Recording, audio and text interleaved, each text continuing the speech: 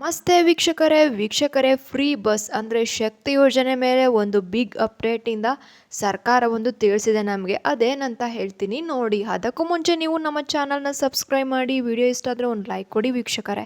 ಬನ್ನಿ ನೇರವಾಗಿ ವಿಡಿಯೋಗೆ ಹೋಗೋಣ. ಸ್ನೇಹಿತರೆ, ಅದೇನಂದರೆ ಫ್ರೀ ಬಸ್ ಅಂತ ಹೇಳಿ ಬಿಡ್ತಾ ಇದ್ದಾರೆ, ನಡೀತಾ ಇದೆ, ಎಲ್ಲರೂ ಕೂಡ ಓಡಾಡ್ತಾ ಇದ್ದಾರೆ.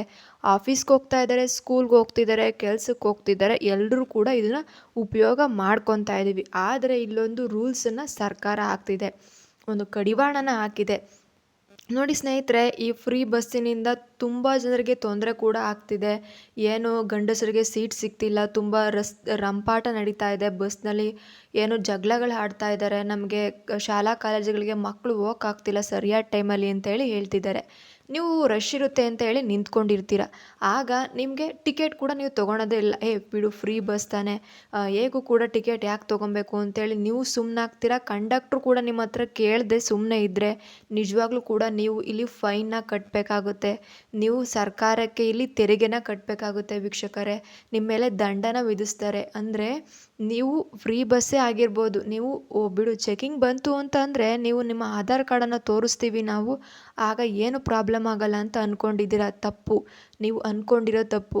ಅಕಸ್ಮಾತ್ ಚೆಕಿಂಗ್ನವರು ಬಂದಾಗ ನಿಮ್ಮ ಹತ್ರ ಟಿಕೆಟ್ ಇರೋದಿಲ್ಲ, ನೀವು ಹಾಗೆ ನಿಂತ್ಕೊಂಡಿರ್ತೀರ ಅಂತಂದರೆ ನಿಮ್ಮ ಮೇಲೆ ದಂಡವನ್ನು ಹಾಕ್ತಾರೆ. ದಂಡವನ್ನು ಹಾಕಿ ನಿಮ್ಮನ್ನ ಕೋರ್ಟಿಗೂ ಕೂಡ ಸಬ್ಮಿಟ್ ಮಾಡ್ತಾರೆ. ತುಂಬ ಜನ ಇದ್ದರೆ ಸಬ್ಮಿಟ್ ಮಾಡೋ ಚಾನ್ಸಸ್ ಇರುತ್ತೆ. ಅದರಿಂದ ಎಷ್ಟೇ ರಶ್ ಇರಲಿ, ಏನೇ ಆಗಿರಲಿ, ನೀವು ಹೋಗ್ಬಿಟ್ಟು ಒಂದು ಟಿಕೆಟ್ನ ತೊಗೊಳ್ಳಿ. ಏನು ಝೀರೋ ಟಿಕೆಟ್ ತೊಗೊಳೋದಕ್ಕೆ ಯಾಕೆ ಒದ್ದಾಟ?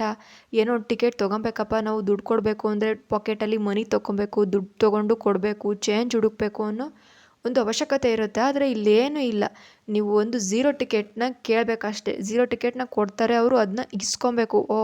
ಟಿಕೆಟ್ ಸಿಕ್ತು ಅಂತೇಳಿ ಎಲ್ಲೆಂದ್ರಲ್ಲಿ ಎಸೆಯೋ ಆಗಿಲ್ಲ, ಅದನ್ನು ಹುಷಾರಾಗಿ ತೆಗೆದಿಟ್ಕೊಬೇಕು ನೀವು. ಹಾಗಂತಲೂ ಕೂಡ ಈ ವಿಷಯನ ಅವರು ತಿಳಿಸಿದ್ದಾರೆ ಸ್ನೇಹಿತರೆ. ನೀವು ಟಿಕೆಟ್ನ ಎಲ್ಲೆಂದರಲ್ಲಿ ಎಸೆಯುವಾಗಿಲ್ಲ, ಅದನ್ನು ಅಚ್ಚುಕಟ್ಟಾಗಿ ಇಟ್ಕೊಬೇಕು. ಸ್ನೇಹಿತರೆ, ನೀವೇನಾದರೂ ಝೀರೋ ಟಿಕೆಟ್ನ ತೊಗೊಳ್ಲಿಲ್ಲ ಅಂದರೆ, ನಮಗೆ ಬೇಡ ಅಂತ ನಿಂತ್ಕೊಂಡ್ರೆ ಎಷ್ಟು ದಂಡ ಹಾಕ್ತಾರೆ ಅಂತಂದರೆ, ಇಷ್ಟು ಕಿಲೋಮೀಟ್ರಿಗೆ ಇಷ್ಟು ದಂಡ ಅಂತ ಬೀಳೋ ಚಾನ್ಸಸ್ ಇರುತ್ತೆ. ಈಗ 20 ಕಿಲೋಮೀಟ್ರು ನೀವು ಬಸ್ಸಿಂದ ಪ್ರಯಾಣ ಮಾಡಿಬಿಟ್ಟಿದ್ದೀರ, ಆದರೂ ಕೂಡ ನೀವು ಏನು ಟಿಕೆಟ್ನ ತೊಗೊಂಡಿಲ್ಲ ಅಂದರೆ ನಿಮಗೆ 20 ರೂಪಾಯಿ ದಂಡ ಬೀಳುತ್ತೆ. 20 ರೂಪಾಯಿ ತಾನೇ ದಂಡ, ಏನು ಬಿಡು ಅಂತ ಅಂದ್ಕೊಂಡ್ರೆ ನೀವು, ಏನು ಮಹಾ ಅಂತ ಅಂದ್ಕೊಂಡ್ರೆ. ಈಗ 20 ಆಗಿರೋದು ಮುಂದೊಂದಿನ 40 ಆಗುತ್ತೆ, 100 ಆಗುತ್ತೆ, ಹಾಗೆ ಜಾಸ್ತಿ ಮಾಡೋ ಹೋಗ್ತಾ ಇರ್ತಾರೆ ಸ್ನೇಹಿತರೆ. ಸರ್ಕಾರ ಹೇಗೆ ಅಂತ ನಿಮಗೂ ಕೂಡ ಗೊತ್ತಾ. ಹಾಗೆ ಹೋದಾಗೆ ಒಂದು ಟಿಕೆಟ್ ದರವನ್ನು ರೈಸ್ ಮಾಡ್ತಾರೆ. ಇನ್ನೊಂದು ಸೆಕೆಂಡ್ ಅಪ್ಡೇಟ್ ಏನಂದರೆ, ನೀವು ಬಸ್ನಲ್ಲಿ ಇದ್ದೀರಾ, ಹಾಗೆ ನಮ್ಮ ಲಗೇಜ್ಗಳು ಕೂಡ ಇದೆ. ಒಂದು 5 kg ಇದೆ, ಒಂದು 6 kg, ತುಂಬ ತೂಕಗಳಿದ್ದಾವೆ. ಅಂದರೆ ತುಂಬ ಪ್ರವಾಸಿಗರು ಜಾಸ್ತಿ ಆಗಿಬಿಟ್ಟಿದ್ದಾರೆ ಈಗ ಧರ್ಮಸ್ಥಳ, ಕುಕ್ಕೆ, ಸುಬ್ರಹ್ಮಣ್ಯ, ಅಲ್ಲಿ ಇಲ್ಲಿ ಅಂತೇಳಿ ತುಂಬ ಪ್ರವಾಸಕ್ಕೆ ಹೋಗ್ತಾ ಇರ್ತಾರೆ. ದೊಡ್ಡ ದೊಡ್ಡ ಬ್ಯಾಗ್ಗಳು, ಲಗೇಜ್ಗಳನ್ನ ತೊಗೊಂಬಂದಿರ್ತಾರೆ. ಆತವರು ಲಗೇಜ್ಗೆ ಏನು ದುಡ್ಡನ್ನು ಕಟ್ಟಿರೋದಿಲ್ಲ. ಫ್ರೀ ಬಸ್ ಅಂತ ಹೇಳಿ ಹೊರಟಿರ್ತಾರೆ. ಅಂಥವ್ರ ಲಗೇಜ್ಗೆ ದುಡ್ಡನ್ನು ಕಟ್ಟಬೇಕಾಗುತ್ತೆ ಸ್ನೇಹಿತರೆ. ಇದು ಒಂದು ಅಪ್ಡೇಟ್ ಆಗಿರುತ್ತೆ. ನೀವು ಲಗೇಜನ್ನು ಕಟ್ಟದೆ ಬಸ್ನಲ್ಲಿ ಪ್ರಯಾಣ ಮಾಡ್ತಾ ಇದ್ದರೆ ನಿಮ್ಮ ಲಗೇಜ್ ಮತ್ತು ನಿಮಗೆ ಎರಡಕ್ಕೂ ಕೂಡ ದಂಡವನ್ನು ಹಾಕ್ತಾರೆ.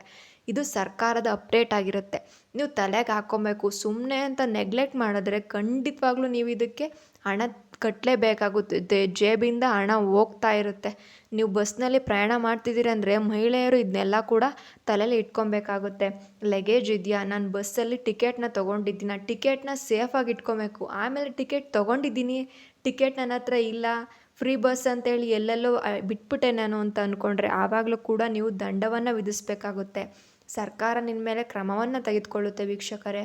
ಆಧಾರ್ ಕಾರ್ಡನ್ನು ಇಟ್ಕೊಂಡಿರಬೇಕು. ಅದನ್ನು ಕೂಡ ಹೇಗೆಂದ್ರೆ ಹಾಗೆ ಮಡ್ಚೋದು ಅದನ್ನೆಲ್ಲ ಮಾಡೋ ಹಾಗಿಲ್ಲ. ನಿಮ್ಮ ಫೋಟೋ ಕ್ಲಿಯರಾಗಿ ಕಾಣಬೇಕು. ನೀವು ಏನು ಫೋಟೋ ಇದ್ದೀರೋ ಅದು ಏನಾದರೂ ಅವ್ರಿಗೆ ಅನುಮಾನಾಸ್ಪದ ಬಂತು ನೀವಲ್ಲ ಅಂತ ಹೇಳಿ, ನೀವು ಕರ್ನಾಟಕದವರಲ್ಲ, ಯಾರ್ದೋ ಬೇರೆ ಫೋಟೋನ ಇಟ್ಕೊಂಡಿದ್ದೀರಾ ಅಂತ ಬಂತು ಅಂದರೆ ಆವಾಗಲೂ ಕೂಡ ನಿಮ್ಮ ಮೇಲೆ ಯಾವುದೇ ರೀತಿ ಆ್ಯಕ್ಷನ್ನ ತೊಗೊಬೋದು. ಅವರಿಗೆ ಅಧಿಕಾರಗಳಿರುತ್ತೆ.